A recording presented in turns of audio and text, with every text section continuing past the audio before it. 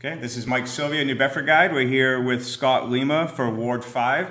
So Scott, tell us why you should be elected to City Council. Sure. Well, thank you very much for having me this evening. And I'd like to be elected to the City Council because I believe that this particular election is a referendum on who's best qualified to lead the city.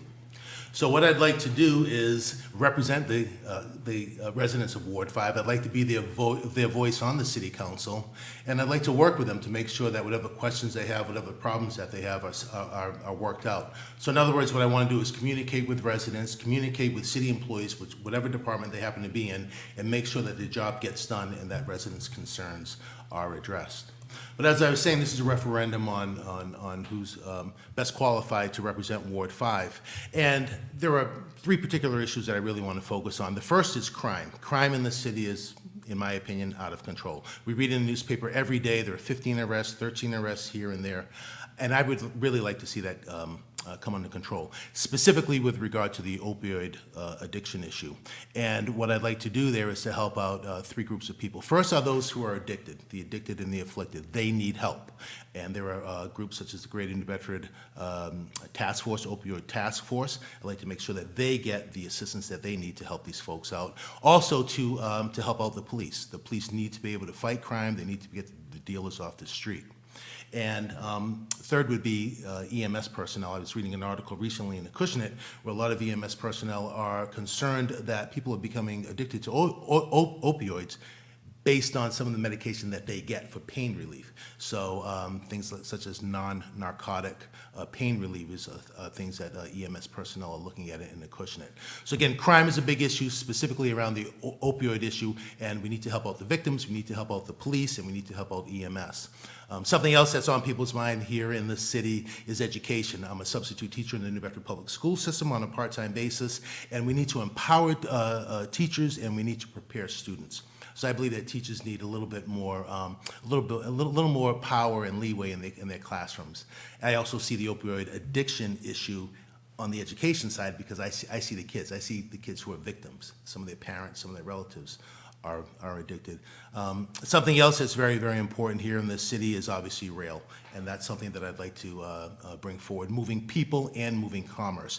Being a small city, specifically on the seaport, I think it's very important to move economic development, and again, rail is a big part of that because short sea shipping, rail, and the highway access that we have all coming together. So again, I believe this election is a referendum on leadership, who's best able to lead the city. I want to be the voice of the residents of Ward 5, focusing specifically on crime, education, rail, and then there are some other questions, hopefully, that we can get to that deal with historic preservation and some other issues.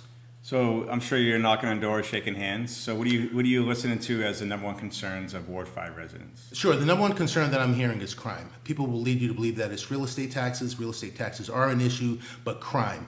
We've had cars keyed. Two dozen cars, I believe, on Brigham Street maybe a few months ago. There are problems in Buttonwood Park with illicit activity going on there. I hear there are a lot of hypodermic needles hanging around. A friend of mine's wife was stuck. So while we hear that it's real estate taxes, I believe that crime is something that's on the minds of people in Ward 5, and that's what I'm hearing as I go door to door. I've been to hundreds and hundreds of homes, passing on information. So would you support, say, a needle exchange program? Well, I think a needle exchange program is something that we definitely need to look at. I know in Europe they've really been ahead of problems like that. How do we help people who are addicted? So it's something that I don't know a lot about, but I think it works, and it's something that I would absolutely consider. Absolutely, I would. Okay, Leanne Ross asks, I live in Ward 5. Are you willing to have police patrol on foot in our area, even though they may not be high crime areas? Absolutely. I mean, I think that just goes back to community policing. I mean, community policing is important. Now, I don't know whether or not that's the most efficient way to police. The police chief would be in a better position to make that decision. But me personally, I would absolutely love to see cops on the beat. What do you think there's enough right now since you're there? Do you see enough? Enough police? I see increased police presence. I see police around every corner that I drive now. And it's great. I saw a police officer that had something on, getting away from crime, clicking your seatbelt. I mean, the police are everywhere. I see them. I think Police Chief Cordero has done a fantastic job there. So Len keeps asking this question. It's an important question. He's talking about that the city council is reluctant to implement this legislation that allows the city to select health insurance plans based on state group insurance commission standards. He says it'll save $3 to $5 million. In the budget, pensions and healthcare is a huge cost. Are you willing to look at some ways to reduce that? Absolutely. And if we look at the healthcare costs really quickly on that, the mayor did propose some savings there through the GIC. City council voted 10 no on that and voted it down. So my question is saving say $3 million, I think Fall River say $3.7 million, saving millions of dollars, especially over time, makes a lot of sense. When the city council votes 10-0 against that, that tells me that something's amiss. There's something in the middle. So to wrap up this question quickly, compromise is important. I think that what we need to do is we need to take care of our municipal workers by providing them with good health care, but we also have to be very conscious about the city's fiscal long-term health. So there needs to be some compromise on this issue. So Craig asked about what's your opinion on the fire blackout brownouts? Yeah, I'm totally against it. It was something I was actually thinking about today. If I have to throw something out there, St. Luke's Hospital is in Ward 5. If there's a blackout and we can't get to the hospital, people are immobile, we're going to have a problem. So the fire station blackouts are not something that I'm not in favor of blackouts. So we talk about the ward. What about the city overall? What do you think is a top priority for the city going forward? Yeah, I think economic development. When we look at the whole city, it's economic development, and education plays into that.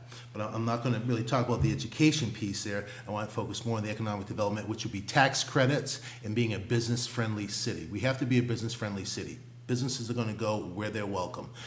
This would help shift the tax burden away from the real estate tax burden away from residents and onto businesses. So economic development, when we're talking about citywide, I think is very, very important. We need to bring jobs in, we need to create tax revenue, and we need to incent businesses to come here. That means bringing in rail, anything that can help grow the tax base. So Chuck talks about the empty storefronts. So is there a way to bring businesses in? Talked to the mayor before. New Bedford, cities always have higher tax rates than towns, right? Sure. And towns coming into the city, it's going to be a higher rate. Do you see a way to bring them in? Any incentives? Yeah, well, again, I think tax incentives are important, but I'll tell you a way not to bring them in, and something that I was vehemently against. I'm on the board of directors of the Waterfront Historic Area League, and there was a proposal to the tune of about $200,000 a year where businesses within a certain square block area of downtown were going to be asked to contribute money to a fund, and that fund was going to be to help improve the city. My ideas on that would be no. First of all, the city has a job to do. If the city's cleaning the streets and doing what they're supposed to do, I don't know why we need to raise extra funds. It seems like an extra tax. Secondly, that's a big burden on nonprofits.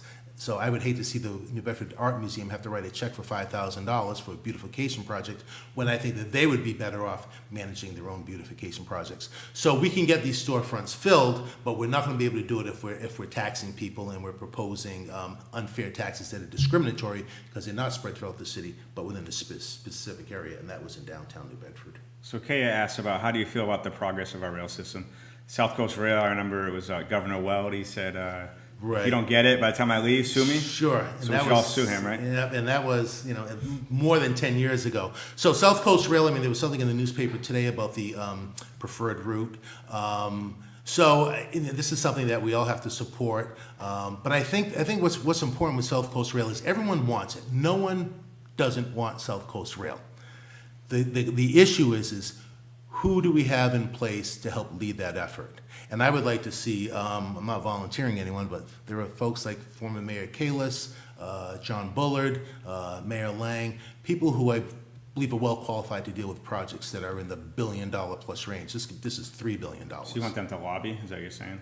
Well, to lobby and or jump on board, lead the effort. But we need people in place who are used to dealing with these $1 billion plus projects. So Brandon Xavier says, what do you feel about the reckless off-road vehicles break-in driving laws around the city? We see them sometime in groups of 15 or in singles, but they're kind of... Are you talking about, I'm a little hard hearing, the folks on the motorcycles? On the the RTVs, oh, yes, ATVs, I'm sorry, and the motorcycles. Absolutely. I think a police officer was hurt on Hathaway Road, maybe, I don't know if it was a year ago, but it was in the recent past. because of this activity. It's horrible. I see them, they have bandits on their, handkerchiefs on their face like they're bandits. You can't tell who they are. They're riding on the sidewalks. They're intimidating people. And again, they're in packs. So I am fully in favor of eradicating that problem, however we have to do it. So a question I ask, let me ask two. So what's the best thing about New Bedford? New Bedford is a fabulous city. I can tell you this. I've been going out door to door to hundreds and hundreds and hundreds of homes. I actually put a picture on Facebook yesterday of a house that had a very interesting old-fashioned intercom system. This city is fantastic. I've gone into the neighborhoods where I know a lot of the candidates are not going in Ward 5, and I'm talking about people take an incredible pride in their homes.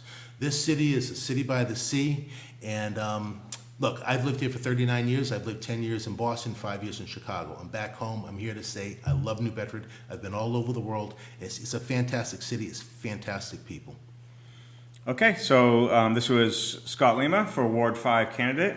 Up next is Carlos Felix for Ward 2. Thank you, Scott. Thank you very much.